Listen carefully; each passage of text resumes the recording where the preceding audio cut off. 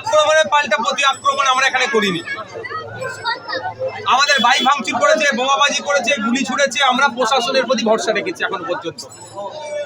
আজকে বেশ কয়েক ঘন্টা হয়ে গেল প্রশাসনের পক্ষ থেকে আমাদের নেতৃত্বদের কাছে বার্তা যে যোগাযোগ হচ্ছে, সেখানে জানিয়েছে যে আমরা তদন্ত করছি, যারা যারা যুক্ত তাদের বিরুদ্ধে কঠোর ব্যবস্থা নেব।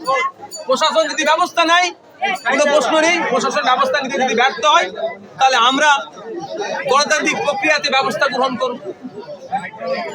তবে মারের বদলা মারেতে আমি বিশ্বাসী নই যে আমাদের 4টে বাইক ভেঙেছে, ওদের 8টে বাইক ভেঙে দাও, আমি পারি না ভাই, পারবো না। কিন্তু গণতন্ত্রকে রক্ষার জন্য গণতান্ত্রিক প্রক্রিয়া কি কি করতে হয় সেটা আমি ভালো করে জানি। ভাঙড়ে ভোটের আগেই 26শে ভোটের আগে ভাঙড়ে থানা বেড়ে উঠছে, কিন্তু সেভাবে কি আইনের মতন আইনে কাজ করছে পুলিশরা, কি বলবে? করতে হবে। আমাদের জনগণ কোথায় আছে পুলিশ প্রশাসন দেখুক। কদিন আগে 15ই ফেব্রুয়ারি একটা র্যালি করেছিল, আশপাশের কম বেশি 10টা বিধানসভা থেকে লোক নিয়ে এসেছিলেন, তৃণমূল কংগ্রেসের পক্ষ থেকে লোক জমা করাতে পারেনি, ভাঙড়ের মানুষ বার হয়নি সেই অর্থে। এটা ভাঙড়ের প্রশাসনকে বলবো একটু লক্ষ্য করুন। তৃণমূল কংগ্রেসের অন্যায় অনাচার দুর্নীতির বিরুদ্ধে ভাঙড়ের মানুষ ঐক্যবদ্ধ হয়েছে, এদেরকে আপনারা রেকগনাইজ করুন, সম্মান দিন।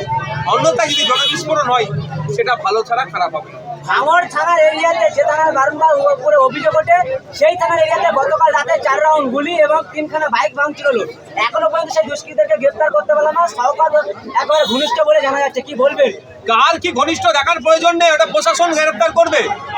প্রশাসন যদি গ্রেপ্তার না করে, আমি তো বললাম আপনাদের শুরুতেই, তাহলে আমরা গণতান্ত্রিক প্রক্রিয়ায় কি ব্যবস্থা নিতে হয় আমরা দেখব। আশা করছি প্রশাসন ব্যবস্থা গ্রহণ করবে। মিডিয়াদের উপরে যে আহসান মোল্লার এবং শওকত ঘনিষ্ঠ, তিনি আক্রমণ করেছিলেন থানার সামনে, পুলিশ তাদেরকে গ্রেপ্তার করতে পারেনি। এদেরকে কিভাবে গ্রেপ্তার করবে? এরা তো শওকত ঘনিষ্ঠ।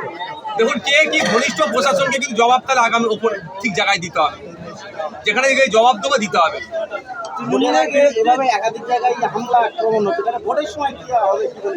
দেখুন, নির্বাচন কমিশন স্বচ্ছ ভোটার লিস্ট তৈরি করছে, তার জন্য লাইনে দাঁড় করাচ্ছে। আমি নিজে লাইনে দাঁড় হয়েছিলাম লজিক্যাল ডিসক্রিপেন্সির নামে। তো নির্বাচন কমিশনকে দায়িত্ব নিতে হবে ফ্রি অ্যান্ড ফেয়ার ইলেকশন করতে, প্রত্যেকটা মানুষের ভোটাধিকার প্রয়োগ করার ক্ষমতা। যদি নির্বাচন কমিশন ব্যর্থ হয়, কিন্তু আমরা ছেড়ে কথা বলবো। আপনারা এদিকে দাবি করছেন আপনাদের জমির মারধর করা হচ্ছে, উল্টো থেকে তার গাড়িতে হামলা হচ্ছে, শহীদুল ইসলামের লোকজন আক্রান্ত হচ্ছে আইসিপির হাতে।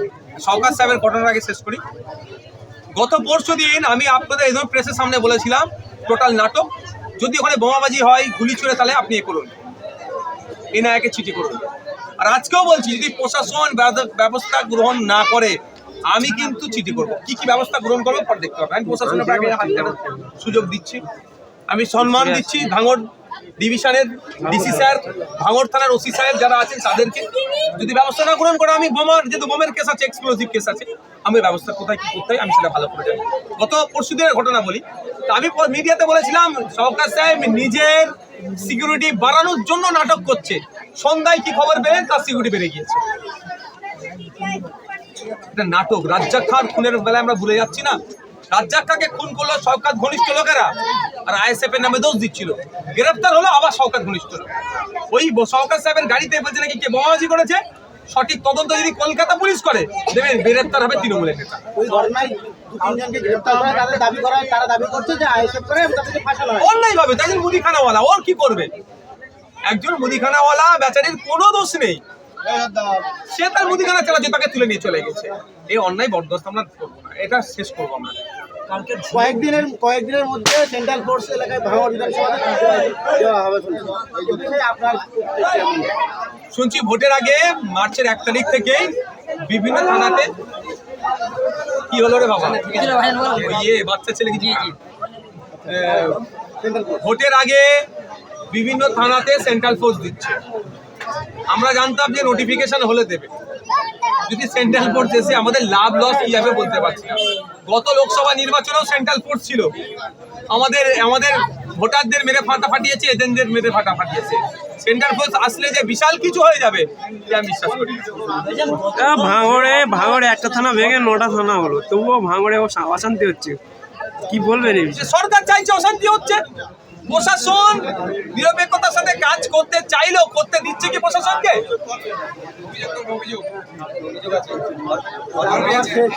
আমার একটাই শেষ প্রশ্ন, কয়েকদিন আগে একটা ছবি ভাইরাল হয়েছে, দেখলাম আপনার পাশে যোগী দাঁড়িয়েছিল, কোথা থেকে এসছে, কারা এসছে, কি আলোচনা ওনারা হচ্ছে উত্তরপ্রদেশের সম্ভবত এলাহাবাদ থেকে এসছেন। তারা বিভিন্ন জায়গায় ঘুরে, তারা ধর্মীয় কাজের জন্য বিভিন্ন জায়গায় ঘুরে।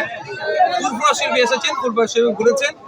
আমার নাম তারা শুনেছিলেন ইতিপূর্বে, তাই আমার সাথে সাক্ষাৎ করতে এসেছেন। তবে একটা বার্তা দিয়ে গেছে খুব ভালো, যে বেটা তুম জো রাহে পে আবি চল রহে হো अच्छे से पकड़ के रहो।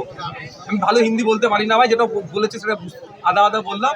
বাংলা যতটুকু বুঝতে পেরেছি, আমাকে এই বার্তাই দিল যে ছেলে তুমি যে রাস্তায় আছো রাস্তাটা শক্ত করে ধরো। তুমি যে সেকুলারিজমের উপরে যে প্র্যাকটিস করছো, সব ধর্মের মানুষকে তুমি সাথে করে নিয়ে ঘুরছো, যেভাবে আকেলের দ্বারা চেষ্টা করছো, মানুষের কল্যাণের জন্য যেটা কথা বলছে, তুমি ভালো রাস্তায় আছো। এটাও তিনি এবার থাকার জন্য করেছেন। এই বার্তা কিন্তু উনি দিয়েছেন, ওনারা মানে দিয়েছেন। কিন্তু বিজেপি সরকার আছে এখানে বিধানসভা নির্বাচনের একেবারে আগে, সেই মুহূর্তে ওখানকার যে যোগী আসার ফলে তৃণমূল বা সাধারণ তৃণমূল তারা একটু অন্যরকম ভাবে দেখছে, সেটা আপনি কি ওরা পাগল, যারা পাগলের মতো কথা বলছে। গেরুয়া বসন কি বিজেপির বাবাকালী পৈতৃক সম্পত্তি নাকি?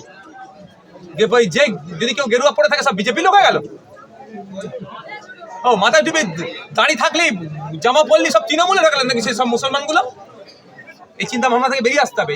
যে কুলো বলেছে পাগলের কুলো ছাড়া কিছুই না। দাদা আপনি বলেছিলেন যে বোমার মধ্যে যা বান্ধা খরচা লাগে সেটা আমাদের ছেলেরা ইফতার করবে, সেটা নিয়ে শওকতুল্লাহ তিনি বলছেন যে বোমার বাঁধার কারিগর হচ্ছে নওশাদ সিদ্দিকী। টুনদুরির দাম এবং পঞ্চিমের দাম কি করে জানে, এই মন্তব্য করছে, কি বলবেন? আমি টুনের দাম বা কোনোদিন বলিনি, আর ব্যাপারটা জানিও না।